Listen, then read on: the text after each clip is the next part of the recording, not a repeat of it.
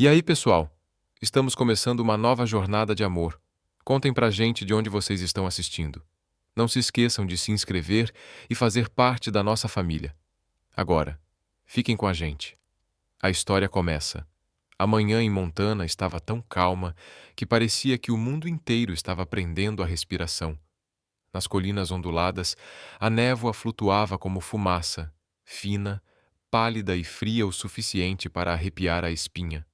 Os primeiros raios de sol roçavam os picos nevados distantes, espalhando um leve tom dourado sobre o vale do Madison. Uma terra tão silenciosa, tão selvagem e tão deslumbrante que poderia parar um coração. Barrett Maddox dirigia sua Ford F-150 prata pela estrada de terra sinuosa. Cada pneu esmagava o cascalho molhado, deixando um rastro de lama. Ele abriu um pouco a janela, deixando o ar gélido entrar, trazendo o cheiro de grama queimada, resina de pinheiro e terra úmida, o cheiro bruto e inconfundível do oeste americano.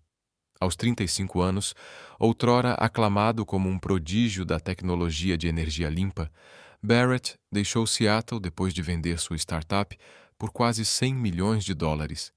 Ele não havia falido, apenas se esgotado. Depois de 10 anos preso em salas de reuniões envidraçadas e gráficos de crescimento vazios, ele queria construir algo real novamente. Ele havia brincado com um amigo.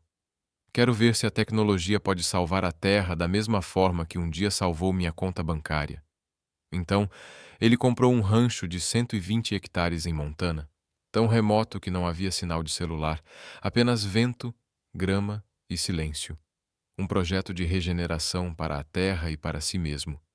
4 meses atrás, a casa principal não passava de uma estrutura de madeira apodrecida, um telhado com goteiras, paredes manchadas, um poço seco e um celeiro em ruínas. Ele contratou uma equipe local para limpar, instalar painéis solares e partiu para Seattle para finalizar a papelada. Agora, com a chegada do outono, ele retornou, apenas para encontrar tudo mudado. Ao contornar a última curva, Barrett freou bruscamente. Uma fina coluna de fumaça subia da chaminé, serpenteando pelo ar frio antes de se dissipar no céu cinza azulado. O vento trazia o cheiro de pão torrado e café fresco, tão quente e vibrante que parecia impossível naquele lugar desolado. Ele franziu a testa. Aquela chaminé deveria estar fria.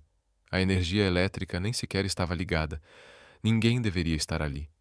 Então, ouviu uma risada. Não era a voz de um homem, era a de uma mulher, jovem, alegre, vibrante, como a música de uma manhã que não lhe pertencia. Barrett desligou o motor e saiu. O vento da montanha açoitou seu rosto, gélido e cortante, despertando todos os seus sentidos. Olhou para cima. A janela do segundo andar estava entreaberta, uma cortina branca balançando.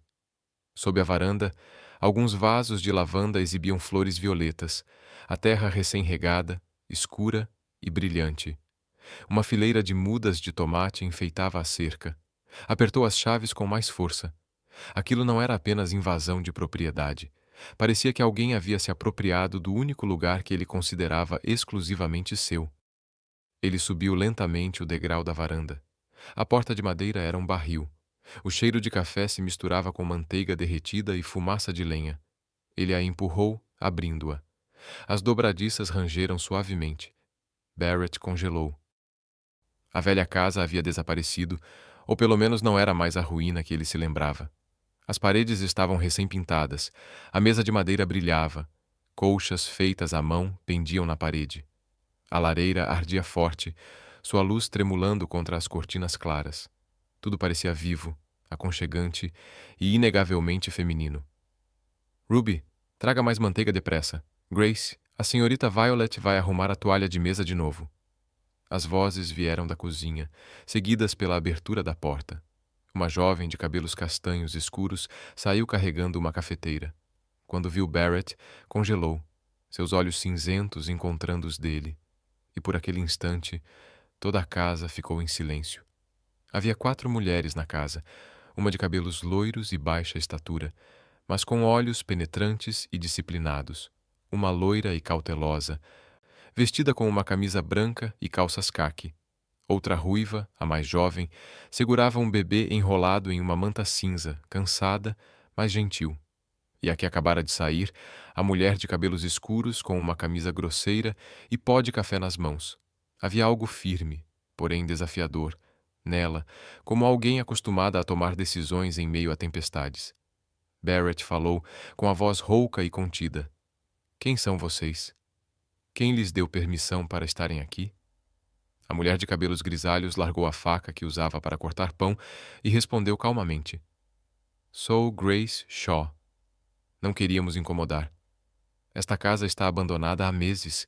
Só precisávamos de abrigo até encontrarmos outro lugar. Barrett cruzou os braços examinando o cômodo.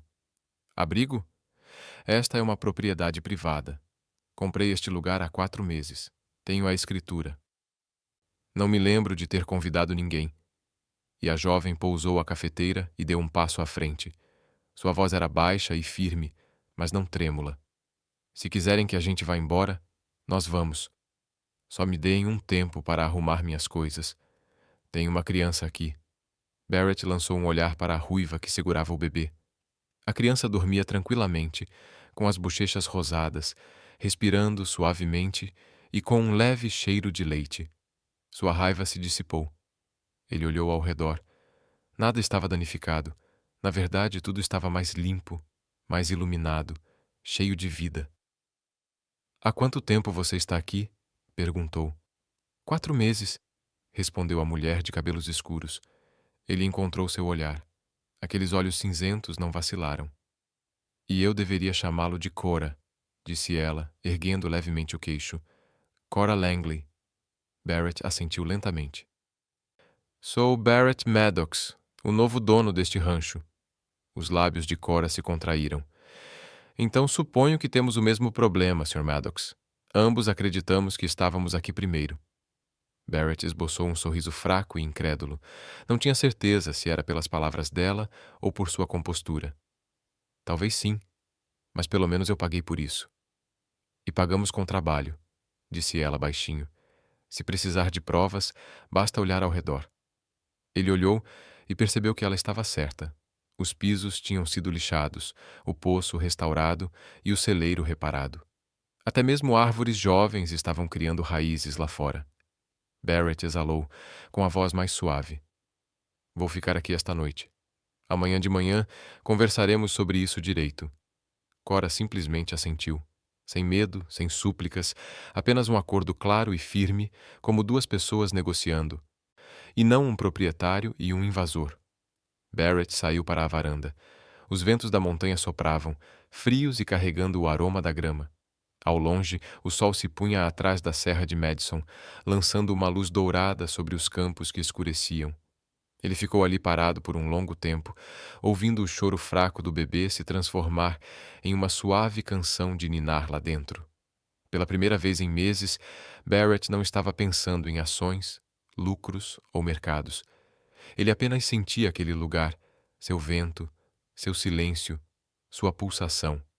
E em algum lugar no fundo, ele pressentia que ele, que pensava ter vindo para recomeçar, tinha acabado de entrar em uma história que começara muito antes de sua chegada.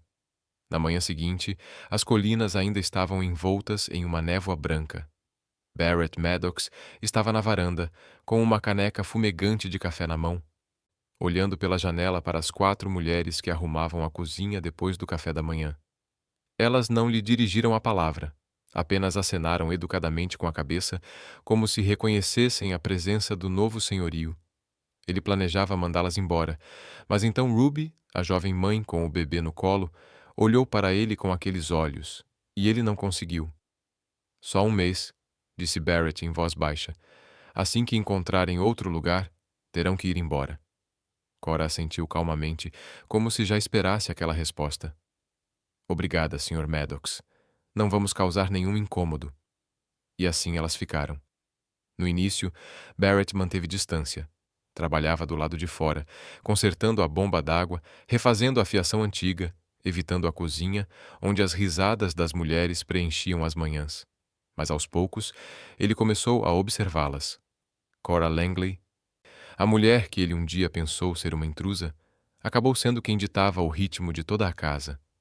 Ela se levantava antes do amanhecer, acendia o fogão, preparava o café, verificava a horta e rabiscava anotações em um caderno preto e gasto.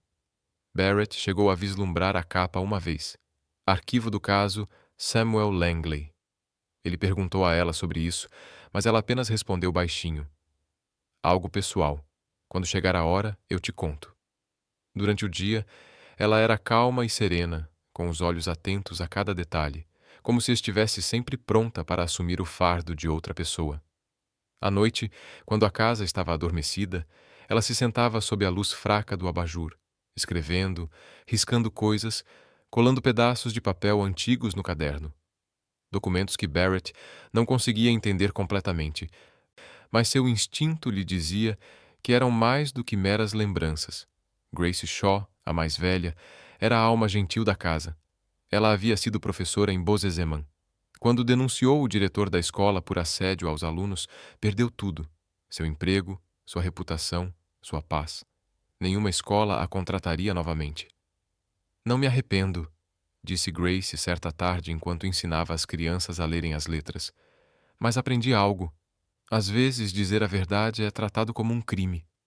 Todas as noites, Barrett havia ensinando Ruby a ler faturas, ajudando Violet com relatórios de despesas e orientando a pequena Emma a dizer "mamãe" em voz alta. Violet McCall, por outro lado, se portava como alguém que um dia deteve poder.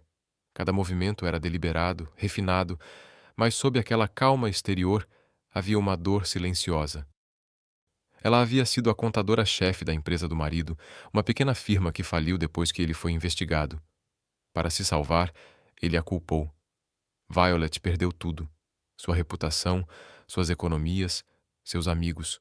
Agora, ela administrava as finanças do refúgio. Seus livros contábeis eram impecáveis. Cada centavo era contabilizado e cada despesa documentada. Barrett teve que admitir que, se essas mulheres eram invasoras, eram as mais disciplinadas que ele já vira. E Ruby Callahan, a ruiva de olhos verde primavera, sempre sorria gentilmente, embora o medo persistisse em sua voz. Ela contou que fora casada com um rico empresário de Denver. Quando Emma nasceu, seu marido ficou desconfiado porque a bebê não se parecia com ele. Ele disse: "Eu trapaceei. Tentei levar o bebê para um teste de DNA. Fuguei. Sem dinheiro, sem advogado. Apenas um carro e uma criança." Cora conheceu Ruby em um posto de gasolina na beira da estrada, onde a jovem mãe dormia em seu carro durante uma tempestade de inverno. Ela as levou para casa, e foi assim que o refúgio começou. Barrett lentamente percebeu que elas não eram andarilhas. Eram pessoas que o mundo havia abandonado, que decidiram construir seu próprio mundo. Ele as observou plantar vegetais, compartilhar cada pedaço de comida, os homens rasgando cobertores e transformando a casa desgastada em um lugar onde o calor habitava cada canto. De manhã, canções de ninar se misturavam com risadas. À noite, elas se reuniam ao redor da mesa de jantar, comendo, conversando, brincando enquanto cozinhavam. Cora falava pouco, mas quando sorria, observando Ruby rir ou Grace ensinando as crianças, aquele raro sorriso terno despertava algo profundo em Barrett. Certa noite, Barrett estava consertando as luzes do lado de fora do celeiro. Ele ouviu a voz de Grace ensinando uma canção às crianças, Violet lendo seus relatórios, Ruby rindo enquanto Emma batia palmas. Mãos. Em meio a todos aqueles sons, ele percebeu que a vida havia retornado a um lugar que antes parecia sem vida. Cora saiu para a varanda envolta em um xale leve. "Você ainda está acordado?" perguntou ela. "Estou acostumado a trabalhar até tarde." Ele olhou para cima. "E você?" "Estou acostumada a me preocupar com os outros depois disso." Eles ficaram em silêncio. O vento da montanha trazia o aroma de lavanda e fumaça de lenha. "Ainda não entendo", disse Barrett. "Por que você os ajuda? Você não precisa." "Porque ninguém me ajudou quando eu precisei", respondeu Cora suavemente. "Então, eu me tornei a pessoa de quem eu precisava." Ele a observou por um longo tempo. Aqueles olhos cinzentos não eram apenas tristes. Eles carregavam algo como fé. O tipo de fé que ele pensava ter perdido. O refúgio, O nome com o qual eles brincavam, que de alguma forma se tornou real, agora tinha uma pequena sala de aula, um jardim verdejante e um poço de água cristalina. Eles viviam devagar, mas com firmeza, como se cada rachadura em suas vidas estivesse sendo remendada por mãos e bondade. Barrett nunca mais mencionou a possibilidade de ir embora. Em vez disso, silenciosamente construiu novas cercas, consertou o telhado e comprou mais sementes. Certa manhã, ele saiu para a varanda, observando a fumaça da cozinha subir em espirais, ouvindo Ruby cantarolar para Emma e o riso de Grace ecoando pelo jardim. A luz do sol derramava tons dourados sobre o telhado, entrando pela janela onde Cora escrevia. E pela primeira vez, desde que deixara Seattle, Barrett Maddox sentiu que pertencia a algum lugar. Não porque fosse dono da terra, mas porque aquele lugar, de alguma forma, o trouxera de volta à vida. A noite em Montana era inquietantemente silenciosa. Apenas o sussurro do vento entre os bordos e o leve crepitar da lenha seca quebravam o silêncio deixado pelo jantar. A lua pairava sobre a cordilheira Madison, sua luz prateada espalhando-se pelo telhado da cabana como um véu de névoa. Dentro da casa adormecida, Cora Langley ainda estava acordada. Envolta em um cardigã de lã, ela se movia suavemente pela sala de estar, onde Barrett deixara seu laptop e algumas plantas espalhadas sobre a mesa. A luminária de mesa solar lançava um brilho suave sobre uma foto dele com sua equipe de engenharia. Aquela luz a deteve por um instante. Então, ela desceu a escada estreita que levava ao antigo porão, outrora apenas um depósito agrícola. A porta do porão rangeu levemente ao se abrir. Lá embaixo, o ar cheirava a madeira úmida, metal enferrujado e pedra fria. Cora acendeu sua lanterna. O feixe de luz deslizou pela parede de pedra e pelas pilhas de poeira. Caixas.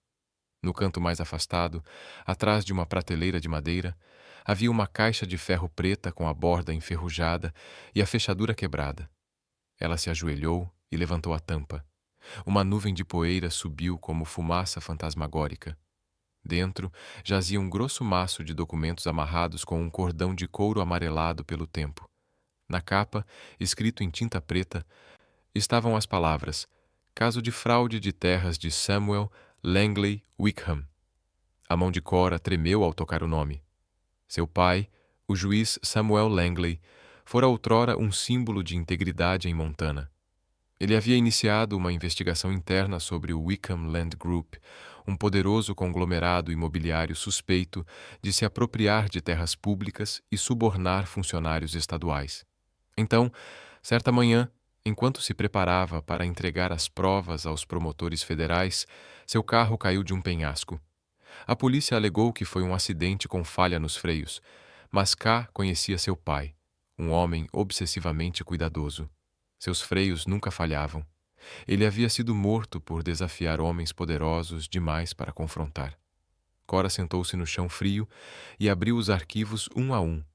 Páginas impressas antigas, assinaturas de funcionários estaduais, listas de propriedades alocadas temporariamente, mapas marcados em vermelho, delineando o centro do esquema de fraude.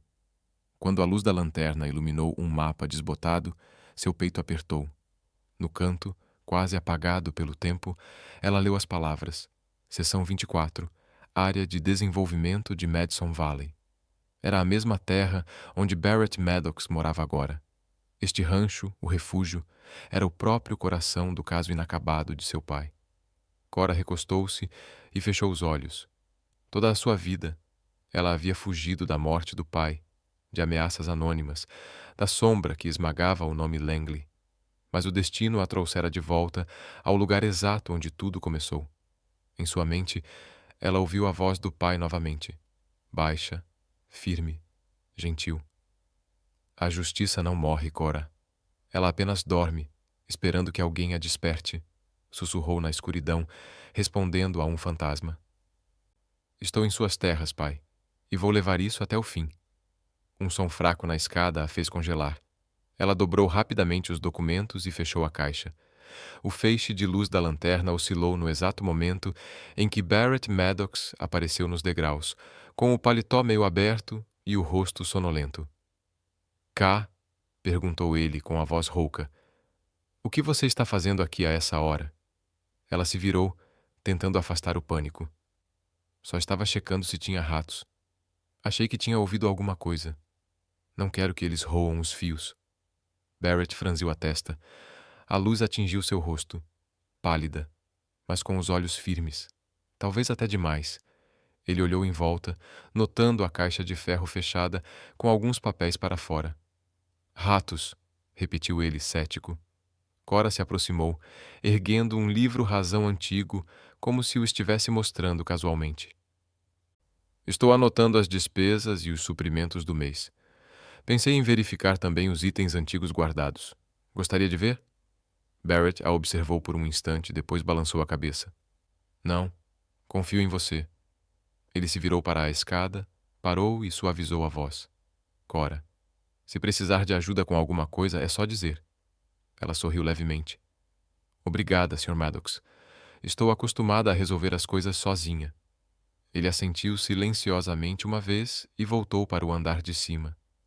A luz da escada se dissipou, deixando Cora sozinha no porão. A escuridão se fechava como uma cortina sobre segredos. Quando a porta se fechou, ela exalou trêmula. Suas mãos tremiam enquanto abria seu caderno preto e escrevia, a tinta oscilando, mas firme. Estou em suas terras, pai. E vou levar isso até o fim. A caneta parou. A tinta borrou a página. Lá fora, o vento de Montana soprava pelos campos, sussurrando como almas inquietas. Cora fechou o caderno, pressionando-o contra o peito, os olhos voltados para o teto. Acima dela, a casa dormia. Acima disso, um homem, sem saber, entrelaçado em seu segredo. E no sopro frio da noite, ela sabia que a batalha de seu pai não havia terminado.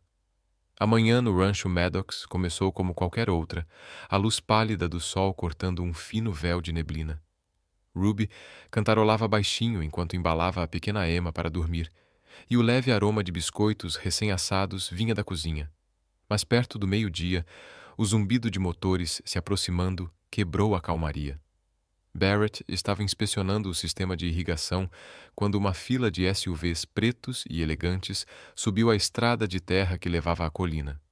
A poeira levantava atrás dos pneus, e a luz do sol brilhava no cromo.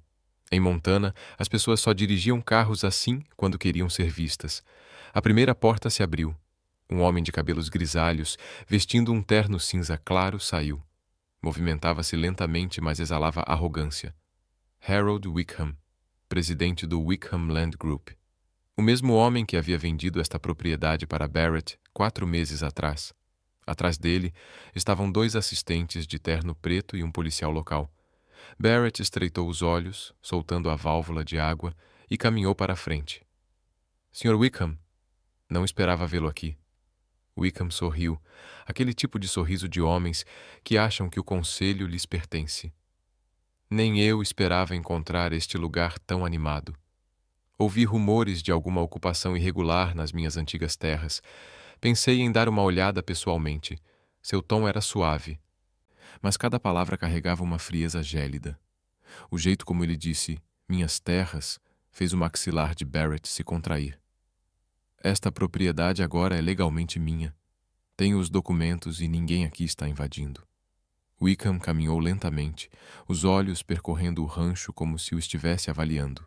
Cercas novas, um telhado recém-pintado, fileiras de vegetais crescendo em linhas organizadas. Você se saiu bem, Maddox. Mesmo assim, ouvi dizer que um grupo de mulheres mora aqui. Difícil imaginar um empreendedor de tecnologia administrando uma fazenda beneficente. A voz de Barrett permaneceu calma. Elas trabalham aqui. Eu as contratei para ajudar na restauração. Wickham deu uma risadinha discreta, seus olhos gélidos se estreitando. Ah, é mesmo? E nos dias de hoje as pessoas ainda trabalham sem contrato. Barrett não respondeu. Ele conhecia o estilo de Wickham, cada palavra educada, cada palavra uma ameaça. Naquele momento, a porta da frente se abriu. Cora Langley saiu para a varanda, com as mãos ainda sujas de terra e o cabelo preso, com algumas mechas soltas. Ela não pretendia aparecer, Mas o barulho assustou a pequena Emma, e ela tinha saído para acalmar Ruby. Quando Wickham a viu, o sorriso congelou em seu rosto. Num instante, seu olhar mudou.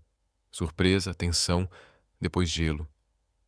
Você, Langley, disse Cora, paralisada, com o coração disparado, mas logo se recompôs. Acho que você me confundiu com outra pessoa, disse ela calmamente. Tão calmamente que até Barrett a olhou surpreso. Wickham inclinou a cabeça, o sorriso torto retornando. Talvez. Mesmo assim, você se parece muito com alguém que eu conheci.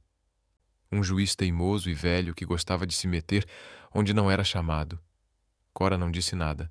Seus olhos cinzentos permaneceram fixos nele, silenciosos, firmes e perigosos. O olhar fez Wickham dar um passo involuntário para trás. Barrett deu um passo à frente com a voz firme. Se você está aqui para discutir terras, fale com meu advogado. Caso contrário, acho que esta visita acabou. Wickham olhou ao redor da propriedade e depois para ele. Você tem coragem, Maddox, mas Montana é um lugar pequeno. Os boatos se espalham mais rápido que o vento. Só espero que você esteja confiando nas pessoas certas. Ele se virou para o carro, mas parou na porta, baixando a voz. Algumas pessoas nunca deveriam voltar a lugares aos quais não pertencem. A porta do carro bateu. A comitiva partiu, deixando nuvens de poeira rodopiando ao vento. Barrett ficou imóvel por um longo tempo, a luz do sol se espalhando por seus ombros. Quando se virou, Cora ainda estava na varanda, com a mão agarrada ao corrimão. — Você o conhece? Perguntou ele. Ela não olhou para ele, a voz rouca. — Eu o conhecia. Há muito tempo. Ele pareceu reconhecê-la. Cora ergueu o olhar. Em seus olhos cinzentos, algo raro brilhou. Determinação e medo, ambos ao mesmo tempo. — Ele não veio pelas terras, Barrett, sussurrou ela. Ele veio por mim. Barrett franziu a testa. Por você? Por quê? Cora balançou a cabeça, o tom endurecendo. Não posso lhe dizer. Ainda não. Ela se virou e voltou para dentro, deixando-o na varanda ensolarada. Barrett a observou partir, uma estranha inquietação o invadindo. Parecia que a própria casa havia mudado, como se a madeira agora exalasse o cheiro do perigo. Ao longe, a poeira do comboio de Wickham ainda pairava sobre a estrada, misturando-se com o pálido céu de Montana. E Barrett compreendeu então que a paz daquele vale era apenas a calmaria antes da tempestade. E aquela tempestade tinha acabado de começar. O vento do vale estava mais forte que o normal naquela manhã. Nuvens carregadas cobriam o céu de Montana desde o amanhecer, lançando uma luz cinza prateada sobre as colinas, fazendo o rancho Maddox parecer uma pintura antiga, esquecida em plena temporada de tempestades. Cora estava sentada sozinha no pequeno escritório atrás do celeiro, que antes pertencia a um antigo proprietário. As paredes de concreto estavam manchadas de umidade, o ar impregnado com o cheiro de mofo e papel velho, mas era o único lugar onde ela conseguia respirar. Diante dela havia um armário de aço cinza, com a fechadura enferrujada, mas ainda intacta. Na noite anterior, enquanto organizava as ferramentas, Barrett havia comentado casualmente que o armário estava cheio de papéis velhos, mas algo no íntimo de Cora lhe dizia o contrário. Ela forçou a fechadura com um prego de ferro. As dobradiças rangeram em protesto. Lá dentro, sob pilhas de documentos mofados, havia um disco rígido externo preto. O tipo de disco que as pessoas da geração de seu pai usavam antes que o armazenamento em nuvem se tornasse comum. Em uma etiqueta desbotada, escrita com tinta azul trêmula, estavam as palavras Caso 2087, Wickham Land Group. Seu coração batia tão forte que ela podia ouvi-lo ecoar em seu peito. O antigo laptop de Violet, uma relíquia de seus tempos de contadora, tornou-se a chave para um segredo enterrado. O disco rígido demorou a inicializar. A luz piscou e, em seguida, revelou um diretório repleto de centenas de pastas organizadas por ano, condado, mapa de parcelas, registros de transações e dezenas de arquivos rotulados como evidências. Cora abriu o primeiro PDF. Páginas de livros contábeis e mapas de desenvolvimento imobiliário apareceram assinados com nomes, todos falsificados. Um nome aparecia repetidamente na parte inferior dos documentos: Harold Wickham.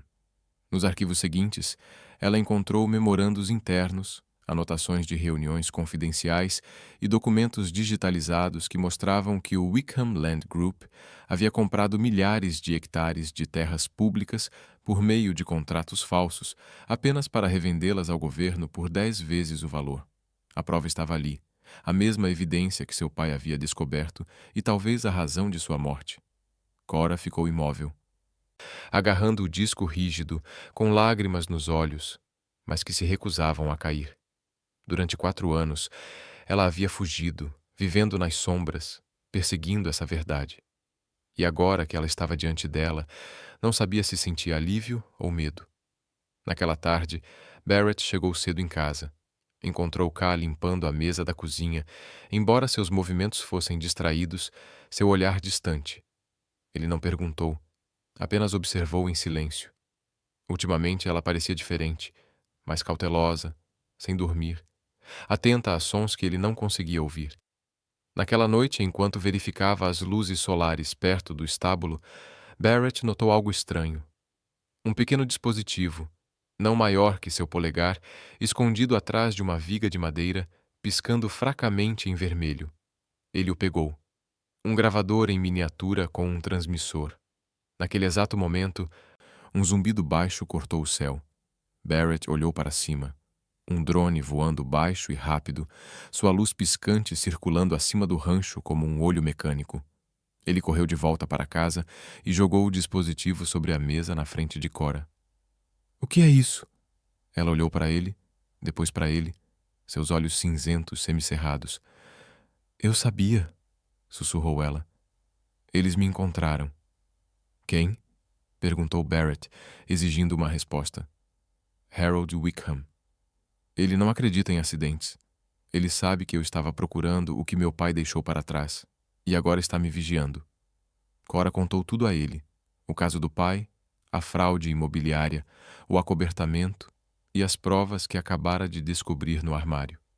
Barrett ouviu, com a expressão tensa, mas já sem ceticismo. "Você tem provas?" perguntou. Cora apontou para o disco rígido. "Está tudo aqui: mapas, contratos, imagens originais." Barrett ficou em silêncio por um instante. Depois disse com firmeza: "Não podemos guardar isso aqui. Eles vão voltar, e da próxima vez não será apenas um drone." A voz de Cora tremeu levemente. "Eu não confio em ninguém, Barrett. Nem nas autoridades locais, nem na polícia. Mas você pode confiar em mim."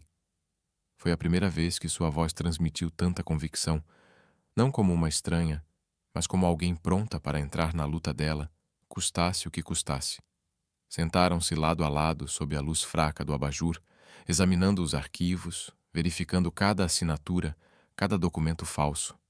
As mãos de Cora tremeram quando viu o nome do pai no final do último arquivo. Uma anotação incompleta. Evidências a serem enviadas ao órgão federal. Nível de risco alto. Ela prendeu a respiração. Sua voz falhou. "Meu pai ia enviar isso para o FBI. Ele nunca teve a chance." Barrett assentiu. "Então vamos terminar o que ele começou." A noite em Montana estava escura como breu. Apenas o brilho do laptop iluminava seus rostos. Barrett fez backup dos dados em um novo disco rígido, enquanto Cora redigia um e-mail para o FBI.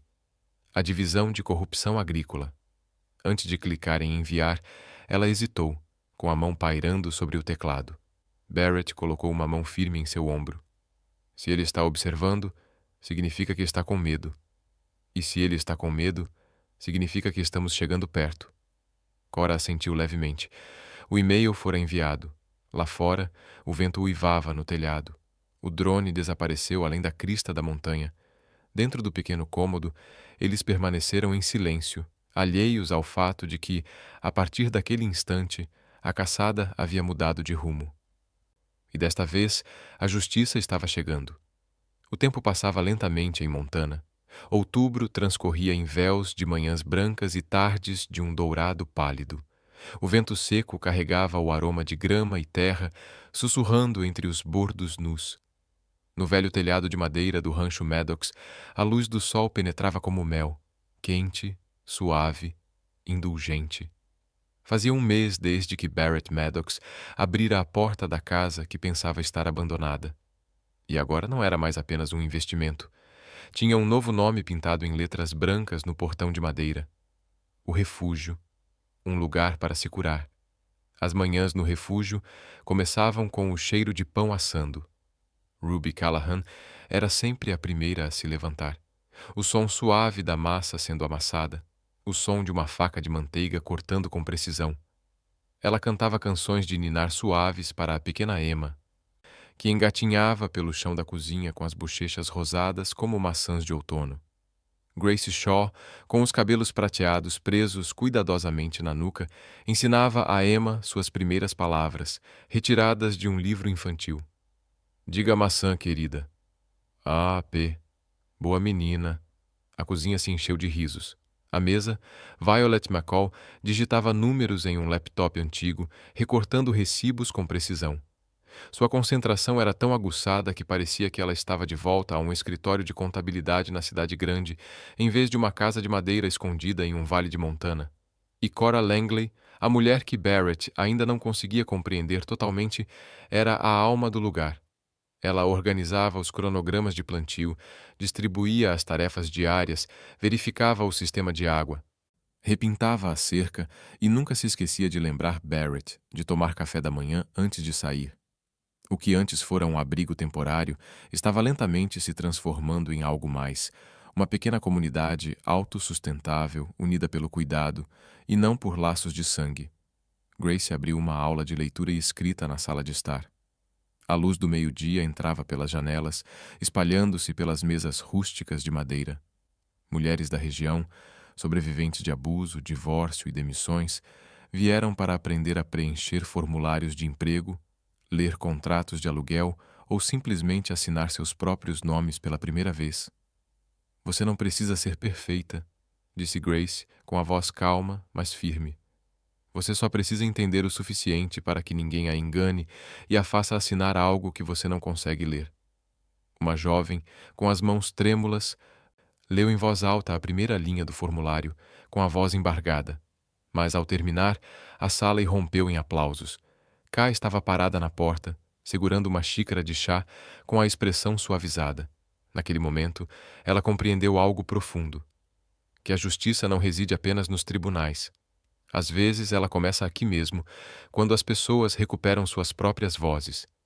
Barrett passava a maior parte dos seus dias ao ar livre.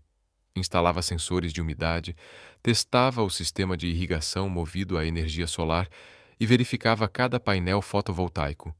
O projeto, que ele chamava de Renovação da Tecnologia Agrícola.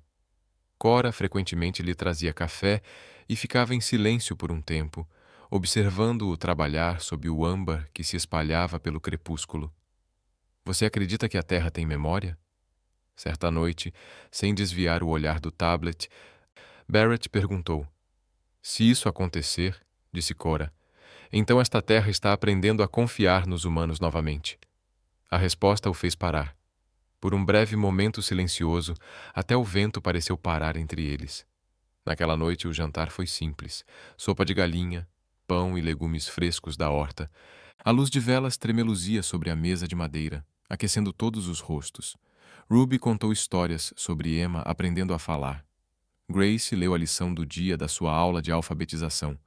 Violet falou sobre abrir uma pequena conta bancária para o refúgio. K não disse nada. Apenas ouviu, sorrindo levemente de vez em quando. Barrett sentou-se à cabeceira da mesa, observando-as, sentindo algo desconhecido, um calor mais profundo que o conforto, algo que ele não conhecia nem mesmo no auge do seu sucesso.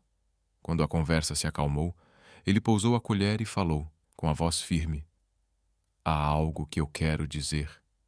Todos os olhares se voltaram para ele. Você me disse que se mudaria este mês, continuou ele, mas eu não quero que isso aconteça. O silêncio tomou conta do ambiente. Se vocês quiserem, quero que fiquem, sem prazo definido. O refúgio não pertence só a mim, pertence a todos nós. Ruby foi a primeira a chorar. Ela segurou a mão de Grace, rindo em meio às lágrimas. Violet abaixou a cabeça com a voz rouca. Eu nem sei como te agradecer, Sr. Maddox. Cora olhou para ele. Seus olhos estavam suaves, mas um traço de preocupação cintilou ali. Você tem noção do que isso significa?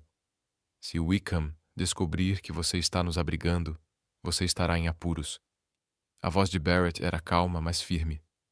Passei metade da minha vida escolhendo o caminho seguro. Desta vez, escolherei o certo. A luz da vela tremeu. Cora assentiu lentamente, seu sorriso tênue como névoa, mas luminoso. Obrigada, Barrett. Nós ficaremos. Ninguém falou mais nada depois disso. Simplesmente ergueram seus copos d'água e os brindaram. Um brinde humilde a um novo começo. Os dias seguintes transcorreram em rara tranquilidade. Violet construiu um sistema de registro eletrônico. Ruby começou a vender seus doces para um café na cidade. Grace ampliou sua turma matutina. Cora trabalhou na documentação legal para registrar o abrigo como uma organização comunitária sem fins lucrativos.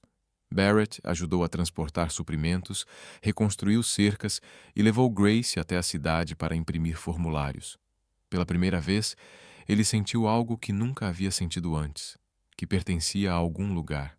Certa tarde, enquanto empilhava tijolos ao redor do jardim, Cora se aproximou, segurando uma caneca de chá.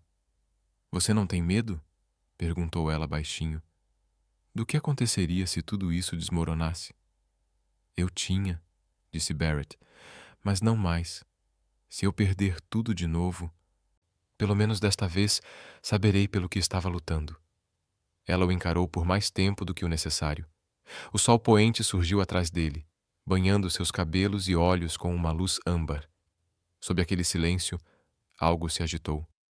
Não alto, mas quente, como fogo queimando nas profundezas da terra. Noite. A brisa da montanha entrava pelas janelas abertas, trazendo o aroma de lavanda da varanda. A canção de ninar de Ruby para Emma flutuava suavemente na escuridão. Barrett estava sentado à sua mesa, esboçando planos para a renovação da Farm Tech. Na sala ao lado, Cora abriu o antigo caderno do pai e escreveu uma frase com tinta azul. A verdade sempre encontra o caminho para a luz. Ela olhou para cima através da porta aberta. Barrett ainda estava trabalhando, sua sombra se estendendo longa pelo chão de madeira. A luz dourada do abajur roçando seus ombros como um rastro do sol poente. E naquele momento de quietude, Cora percebeu que, em um mundo cheio de perdas, algumas pessoas não precisavam de promessas.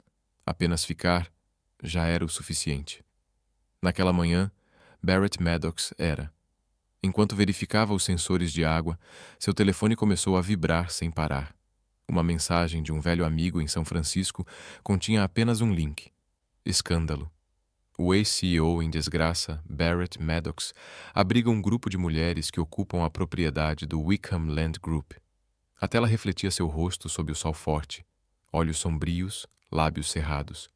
O artigo era longo e venenoso, chamando-o de sonhador falido e acusando o local de ser um refúgio ilegal para mulheres que ocupam terras corporativas pertencentes ao grupo Wickham.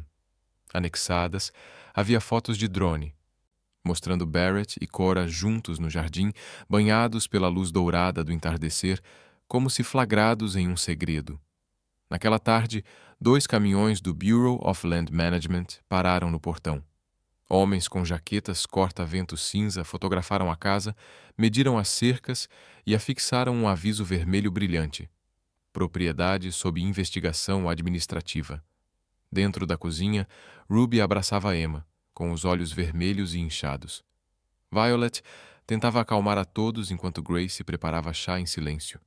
Apenas Cora permanecia parada na porta, encarando o aviso vermelho, seus olhos cinzentos escurecendo.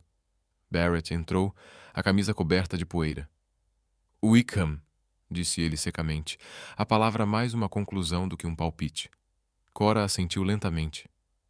Ele está atacando pelas 2 frentes. Economicamente, através de você, e legalmente, através de mim. Vou contratar um advogado, respondeu Barrett. Tenho todos os documentos que comprovam a propriedade. A voz de Cora era fria e firme.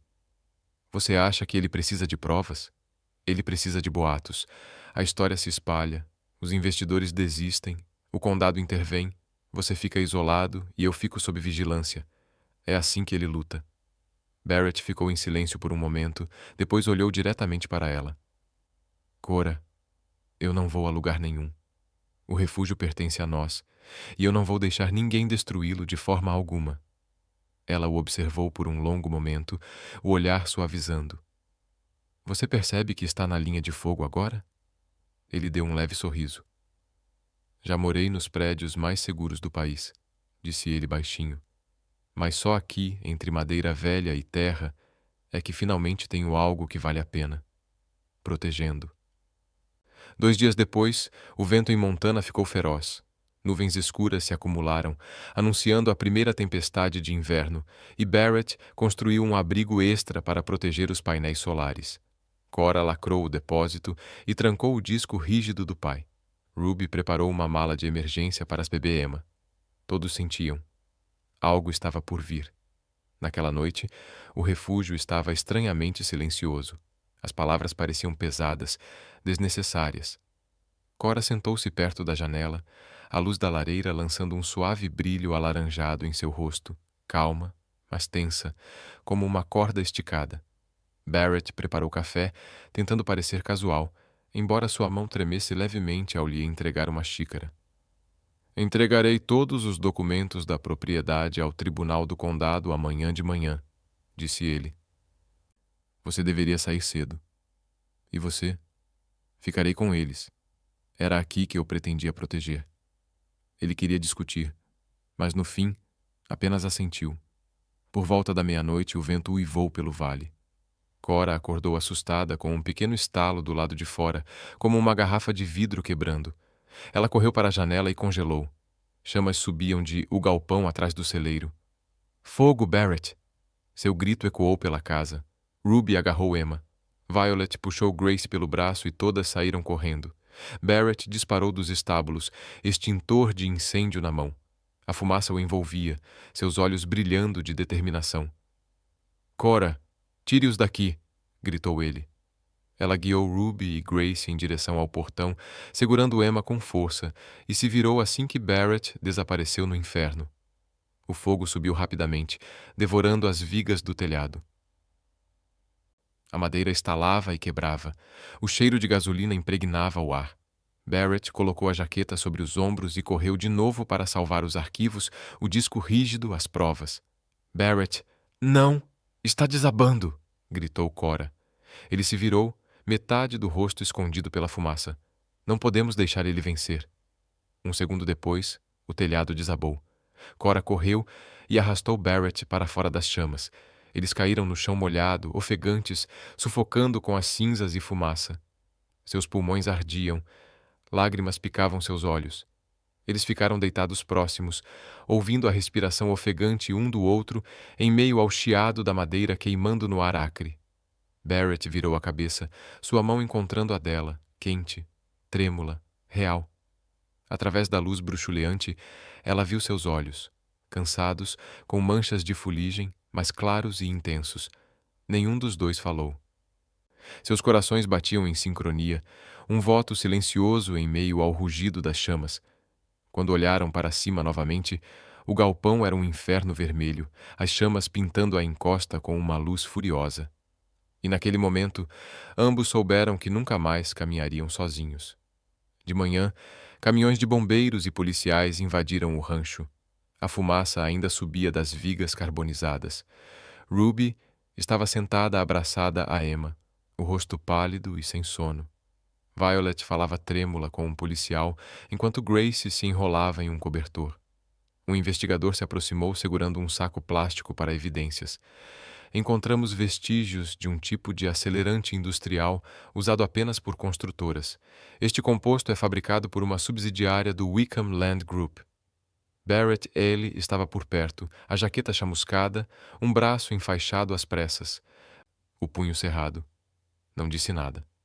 Cora olhou para a bolsa, os olhos frios como aço. Ele declarou guerra, murmurou. E acabou de cometer o seu maior erro, respondeu Barrett, irritado, mas firme. Porque desta vez temos provas. O vento varreu os campos abertos, espalhando cinzas cinzentas na pálida névoa da manhã. Parte do refúgio havia desaparecido, reduzida a escombros. Mas através das ruínas, os primeiros raios de sol do inverno irromperam sobre o que restava da casa. A luz era fraca, mas persistente, como um juramento tácito entre eles. Se Wickham queria fogo, eles responderiam com a verdade. E a verdadeira guerra começou naquela noite. 2 dias após o incêndio, o Vale de Montana ainda cheirava a fumaça e cinzas. Barrett e Violet reconstruíram a estrutura do celeiro, enquanto Ruby cuidava da pequena Emma no único cômodo que restava intacto. Naquela manhã, Cora estava ao lado da caminhonete, com a mala na carroceria. O vento matinal jogava mechas soltas de cabelo sobre seu rosto, seus olhos firmes, Com uma expressão calma, porém resoluta, Barrett disse: Washington, D.C. não é Montana, com as mãos nos bolsos do paletó. Tem certeza de que quer ir sozinha? Preciso ir, respondeu ela, com a voz baixa, mas firme. O FBI não age com base em ligações telefônicas. Eles precisam dos arquivos originais em mãos. Gracie, que estava por perto com um velho cachecol enrolado nos ombros, assentiu. Eu vou com ela. Você fica aqui e cuida de todos. O refúgio ainda precisa de um homem que saiba consertar um telhado. Barrett esboçou um leve sorriso. Embora seus olhos revelassem preocupação, ele se abaixou e pegou a mão de Cora. Da primeira vez, não hesitou em fazê-lo. Cuidado, Cora. Wickham está de olho em todos os lugares. Eu sei, disse ela baixinho, mas desta vez eu não vou fugir.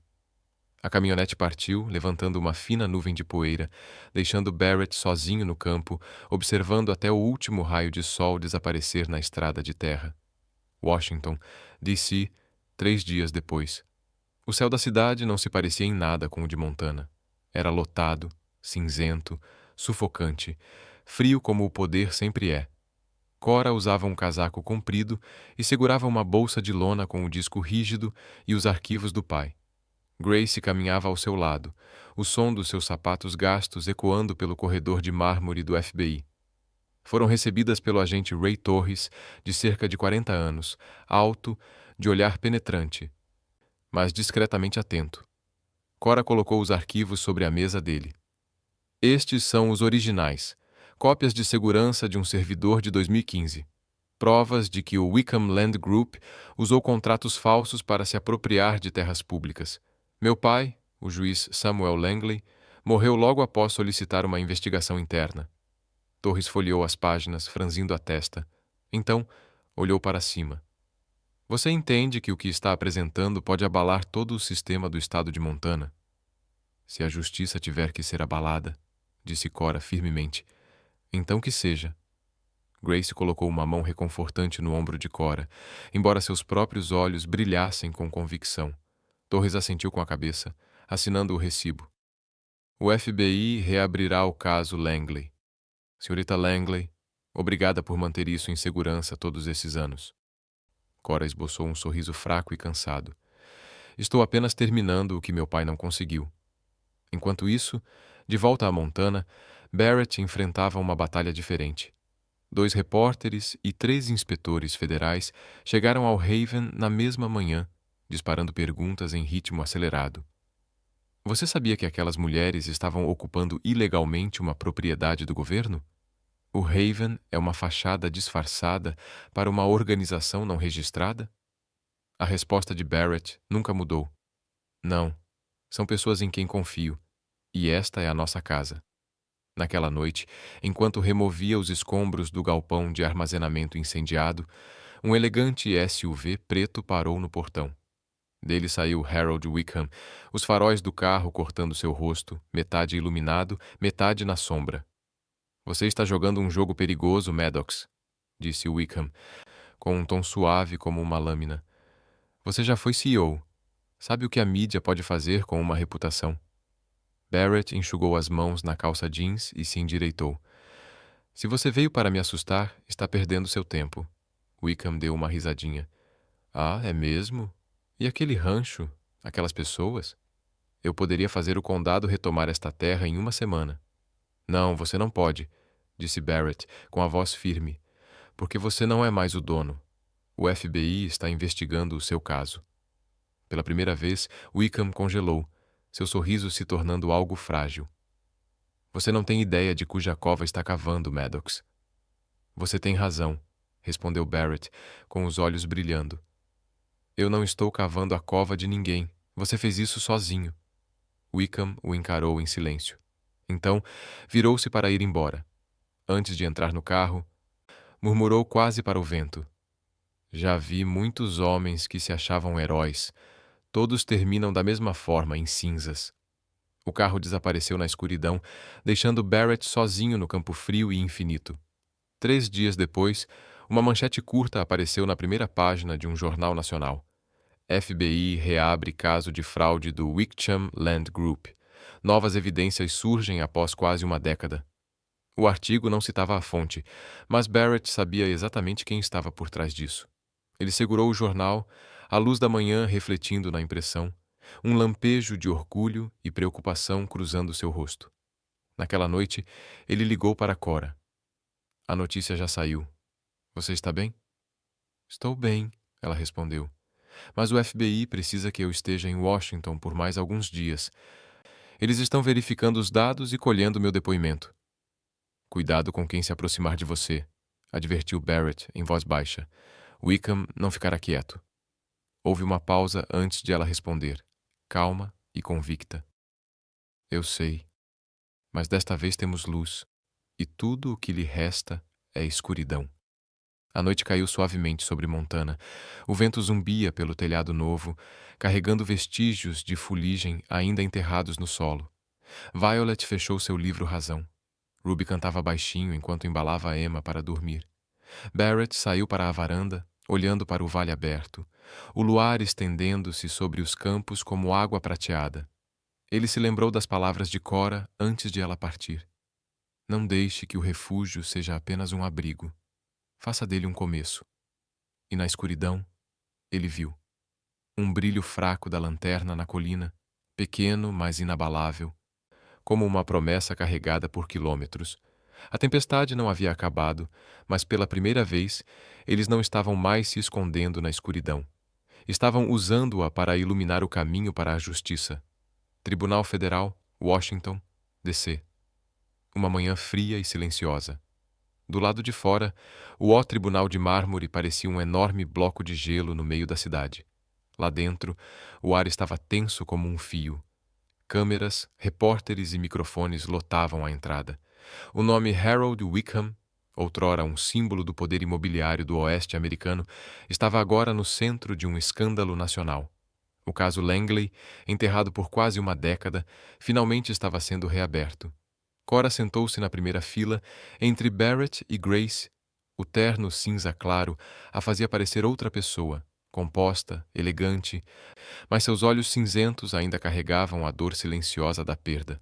Sobre a mesa da advogada, ao lado dos arquivos originais que ela havia trazido de Montana, estava o disco rígido preto lacrado com fita do FBI. O agente especial Ray Torres, chefe da investigação, dirigiu-se ao tribunal. Vossa Excelência, esta é a prova 17. Arquivos extraídos do disco rígido pertencente ao juiz Samuel Langley, datados de 2015.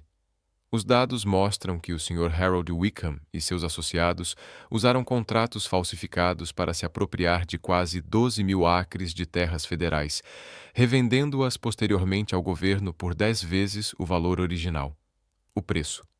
A tela se iluminou com documentos digitais, assinaturas falsas, mapas de terrenos sobrepostos e uma lista de funcionários que aceitaram subornos. Torres continuou, com a voz firme, porém constante. Também encontramos evidências que ligam a morte do juiz Langley a esta investigação. Antes de falecer, ele havia solicitado uma investigação federal. 3 dias depois, seu carro explodiu. A polícia local considerou que foi uma falha nos freios, mas a análise forense agora prova que o sistema de freios foi adulterado deliberadamente. O tribunal ficou tão silencioso que o som de uma caneta caindo ecoou como um trovão. Quando chegou a hora do depoimento das testemunhas, Cora se levantou. O holofote iluminou seu rosto suavemente. Meu nome é Ká Langley, filha do juiz Samuel Langley. Senhorita Langley, perguntou o promotor. A senhora sabe quem mais se beneficiou com a morte de seu pai. Harold Wickham, ela respondeu sem hesitar. Meu pai descobriu que estava adquirindo terras federais ilegalmente. Ele planejava apresentar as provas às autoridades federais. Não acredito que a morte do meu pai tenha sido um acidente. Atrás dela, Barrett cerrou os punhos. Ele sabia que sua voz calma era apenas uma máscara. Cada palavra que ela pronunciava carregava uma ferida que ainda sangrava. O advogado de Wickham protestou, mas o juiz indeferiu o pedido. Cora abriu seu laptop e exibiu um e-mail, a mensagem final de seu pai, nunca antes vista. Se eu desaparecer, procurem dentro do meu servidor pessoal. A justiça pode demorar, mas virá. Um murmúrio percorreu o tribunal. Na mesa da defesa, Harold Wickham estava sentado ereto, o rosto pálido, o olhar calculista. Quando chegou a sua vez de falar, sua voz era baixa e rouca. Eu não matei ninguém. Sou um empresário. Essas assinaturas não são minhas. O promotor projetou uma imagem em close-up. A assinatura falsificada de Wickham no contrato falso, lado a lado com seu formulário de autorização oficial. Na tela, a análise digital confirmou uma correspondência de 99,3%. A plateia murmurou novamente. O juiz bateu o martelo. Ordem no tribunal. Durante o recesso, Barrett encontrou Cora parada no corredor. Você se saiu muito bem, disse ele baixinho. Meu pai costumava me dizer, se a justiça não tem voz, você precisa ser a pessoa a falar por isso. Ele olhou para ela, os olhos suavizando. Você não apenas falou, você fez com que fosse ouvido. Cora sorriu levemente, exausta, mas mais leve. Pela primeira vez, ela sentiu a escuridão ao seu redor começar a se dissipar. 3 dias depois, o tribunal emitiu sua decisão preliminar. Harold Wickham foi indiciado por 3 crimes federais: fraude, suborno e obstrução da justiça, que levaram à morte do juiz Samuel Langley. O tribunal ordenou o congelamento total de todos os bens do Wickham Land Group e iniciou novas investigações sobre os funcionários envolvidos.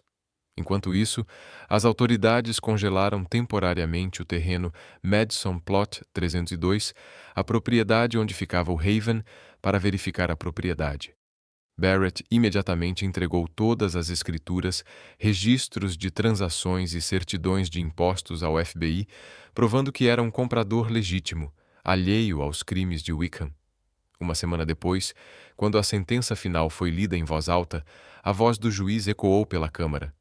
Dado que o Sr. Barrett Maddox é um comprador de boa-fé, cooperou plenamente com a investigação e que sua propriedade serviu como prova fundamental que expõe os crimes do Wickham Land Group. O tribunal, por meio deste, restitui a plena propriedade legal do lote 3002 de Madison ao Sr. Barrett Maddox. Cora apertou a mão dele com força. Eles não falaram, apenas se olharam, os olhos brilhando, mas com a clareza da luz do sol rompendo as nuvens cinzentas. As manchetes se espalharam por todo o país. A mulher de Montana que trouxe a justiça de volta a Washington. Naquela tarde, Cora saiu do tribunal. Uma chuva fina começara a cair, a primeira da estação, leve e purificadora. Barrett esperava nos degraus, segurando 2 xícaras de café. Ela olhou para ele, sua expressão mais suave sob a chuva. Ainda não vencemos, Barrett. Eu sei, disse ele sorrindo. Mas hoje, a justiça encontrou sua voz novamente. E ela carrega o nome Langley. Cora se virou para o imponente tribunal branco. A chuva diminuiu e, pela primeira vez em anos, ela sentiu que seu pai finalmente poderia descansar. As sombras do passado haviam sido trazidas à luz. E o refúgio, outrora queimado, das cinzas, tudo aguardava um novo começo. A primavera retornou ao Vale de Montana. Os últimos vestígios de neve derreteram sob o sol, revelando campos de um verde tenro, estendendo-se como um tapete vivo. Onde antes havia cinzas, agora ecoavam os sons de martelos, serras e risos. Barrett estava no meio do canteiro de obras, mangas arregaçadas, planta na mão. As linhas de um sonho reconstruído. A casa principal do refúgio estava se erguendo novamente, feita de pinho branco, estruturada com aço resistente ao fogo e alimentada por painéis solares que brilhavam no telhado. Atrás dela, erguia-se uma nova oficina, onde as mulheres aprendiam artesanato, panificação e agricultura orgânica. Ao lado da antiga placa de madeira, uma nova havia sido instalada, com letras prateadas gravadas: a Fundação Segunda Chance, fundada por Barrett Maddox e Coral Langley. Na manhã da inauguração, a brisa soprava suavemente entre os jovens bordos. Na varanda, Ruby segurava a pequena Emma, vestida com um vestido amarelo vibrante, enquanto Violet organizava as fichas de inscrição para as novas alunas. Grace conversava com um pequeno grupo de mulheres, rostos antes marcados pelo medo, agora radiantes de renovação. Cora saiu da nova casa vestindo um vestido creme, com os cabelos presos em um coque baixo e um sorriso sereno, de um jeito que Barrett raramente vira. Ele estava ajustando o cabo do microfone no pequeno palco quando seus olhos a encontraram. E por um instante, o ruído do mundo desapareceu.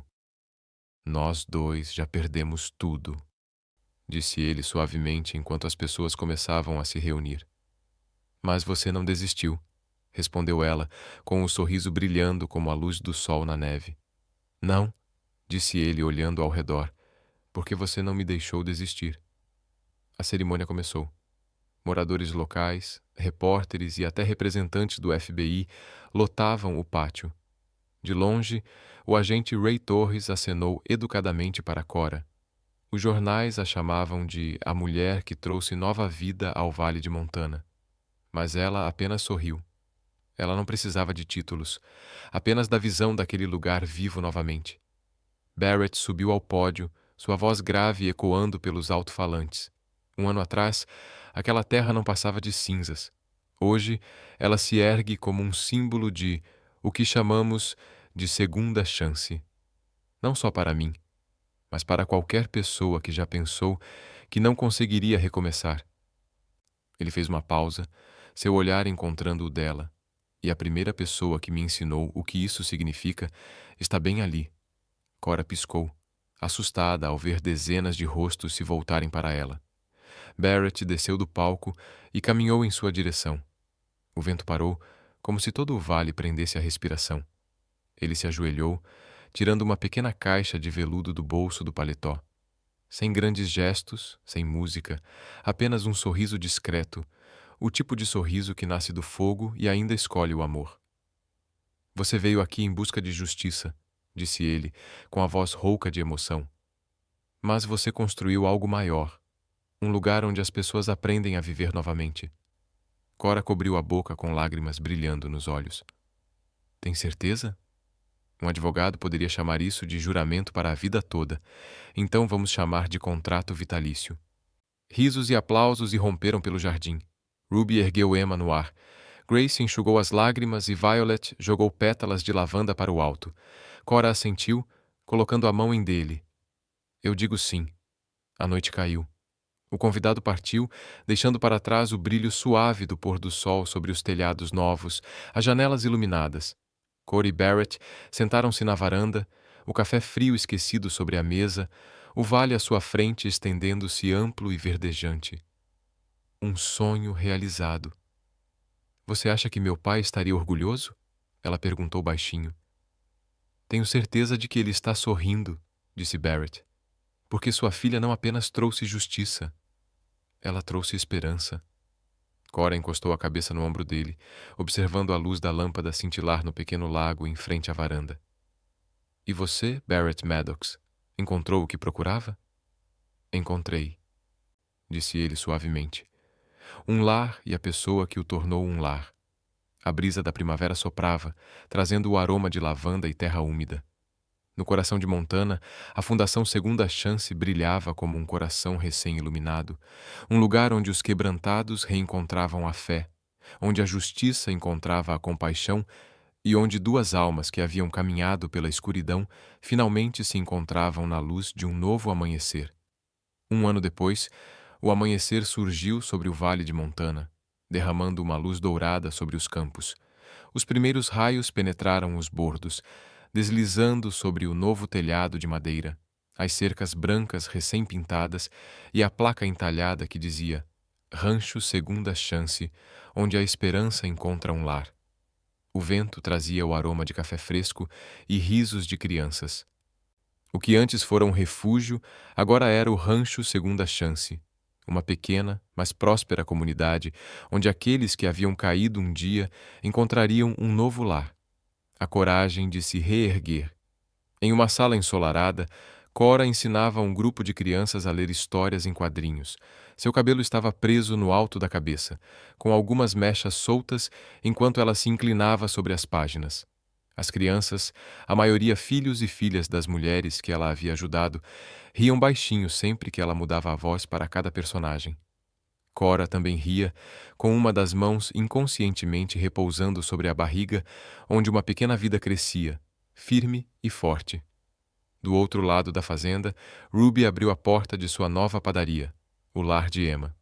O cheiro de pão fresco pairava pela estrada de terra, tão irresistível que até os cachorros da fazenda se deitaram na soleira, esperando por migalhas.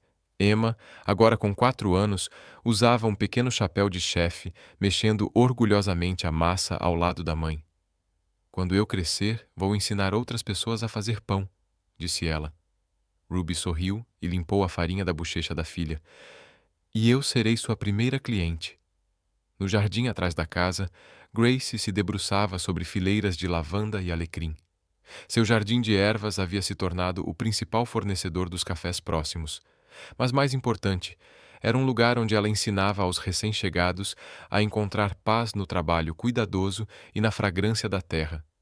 "Toda planta precisa de tempo para criar raízes", disse ela a uma jovem recém-liberta de um casamento abusivo, assim como nós. E Violet, a mulher que um dia perdeu tudo após a queda do marido, era agora a diretora financeira da fundação.